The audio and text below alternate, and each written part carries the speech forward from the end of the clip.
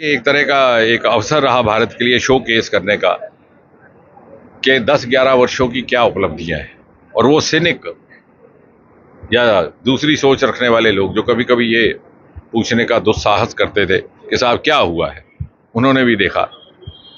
मेरे अपने क्षेत्र में लगभग 2,500 फैमिली बंकर्स बनाए गए गत 7-8 वर्षों में। और इस प्रकार की सुविधा और सुरक्षित सुविधा के वहां जाकर के जो परिवार बसे इस दौरान, वो कहीं और जाने को तैयार ही नहीं थे।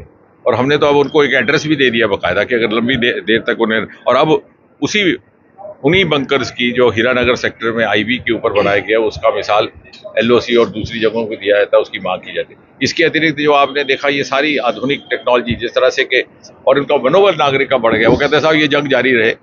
वो इसलिए ये मनोबल इसलिए आया कि जब उन्होंने देखा कि इतने सारे इकट्ठे ड्रोन ऊपर हमलावर हुए और एक के बाद उनको ध्वस्त करने की हमारे में क्षमता है, तो आम नागरिक का भी आत्मविश्वास बढ़ा। और ये सारी टेक्नोलॉजी डेवलप और इंडिजिनसली डेवलप आत्मनिर्भर भारत के मंत्र पर अमल करते हुए टीओटीज अगर हुई हैं, ट्रांसफर टेक्नोलॉजी, वो भी इन 10 वर्षों में हुई है। तो एक तरह की भारत को अपनी क्षमता और आज के युग में अपनी युद्ध के लिए अपनी क्षमता के साथ है, युद्ध के लिए हमारा जो शक्ति है, हमारा बल है, वो आम नागरिक के मन में भी उससे मनोबल बढ़ा और बाकी विश्व को भी उसका एहसास हुआ है।